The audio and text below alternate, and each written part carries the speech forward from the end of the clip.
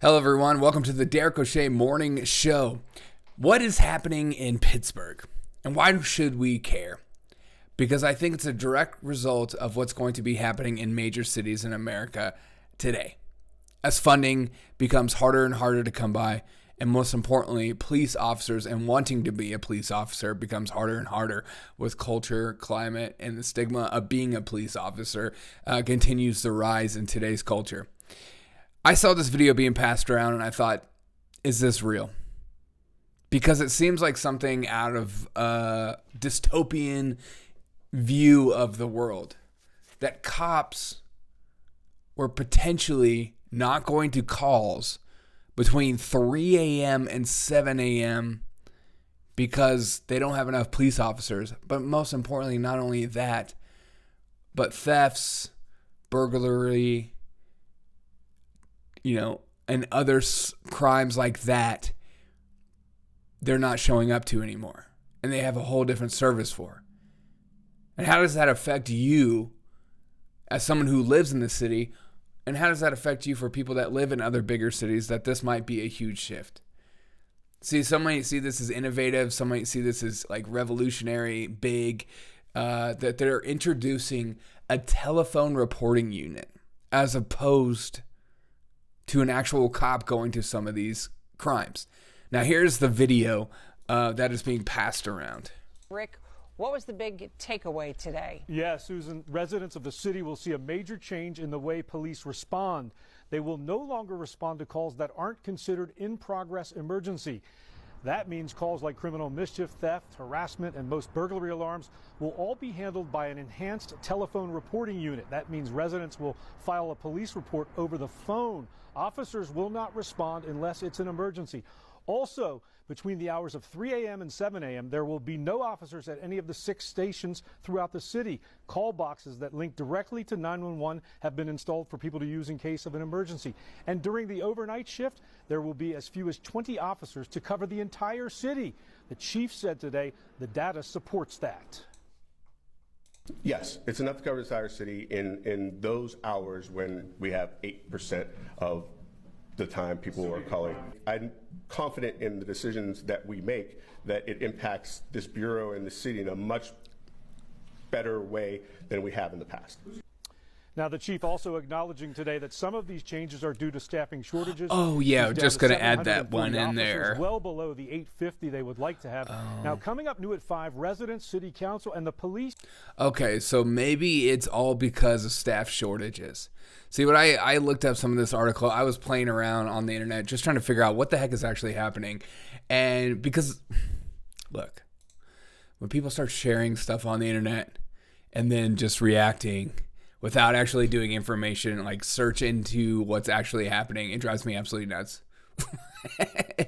But this is just the world we live in, isn't it? Officers still responding to in-progress for emergencies where a person may need medical aid, so they're still going to be responding. Now, if it's between the times of 3 a.m. and 7 a.m., they're not going to be responding. So, good luck, Pittsburgh. A telephone reporting unit will field the calls for theft, harassment, and criminal mischief and burglary alarms instead. A telephone reporting unit? Dude, if I'm being harassed by someone, I don't want a telephone reporting unit. Is this the destruction of human beings everywhere in the city? Probably not. But is this a really negative thing that has direct result and is the reason why they have lower cops and not enough people to fill these jobs anymore? And cities maybe are heading to the downturn of becoming more unsafe. Look, I talked to a lot of cops. I know some cops. And they hate how the public views them. Whether it's for good reason or not, that's something that's definitely a discussion. But I don't know what this is going to implicate in the future. I don't see a lot of Gen Z kids getting excited to be cops anymore. You know what I mean? I don't see a lot of kids, maybe FBI, CIA, sure, but you have Pittsburgh struggling to fill their cop vacancies. And now they're changing the way they do policing in order to fit that.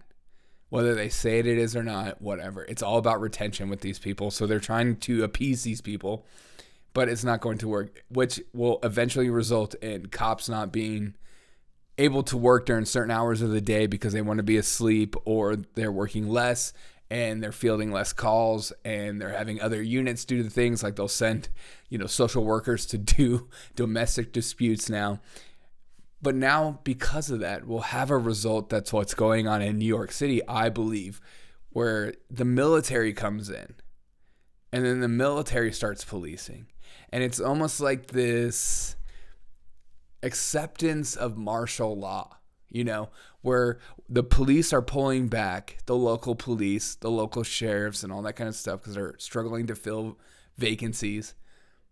And when that happens, God, I freaking hate this stupid camera stuff. When that happens, somebody has to fill the void, and it'll be the federal government. And then we're going to welcome in military officers and the military to be our new police. And I don't think we're going to enjoy that future. I just don't. You have people in NYC subways getting their bags checked by military people, while at the same time, in some of our major cities, crime is rampant, the border is wide open. Some cities allowing just people to live and breathe and start their own, almost apart from the United States. Like, I don't have to live by these rules. I don't have to pay taxes. I don't have to pay property tax. I don't have to pay rent. I don't have to pay for sewage or a cable. It's these nomads. We are not a progressing country anymore. Our country is getting crazier and crazier, and it is not stabilized, and people can feel that energy. And I think it's so funny seeing like Biden voters or Democrats or anybody in between just like calling this like racist or something, that to say that like people in the inner cities are getting worse.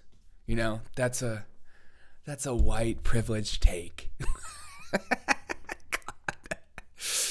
Oh, God. What do you think the answer is for this? What do you think that the only way to solve this issue is? I'm genuinely curious what you guys think. Please get in the chat and let me know below. Thank you so much.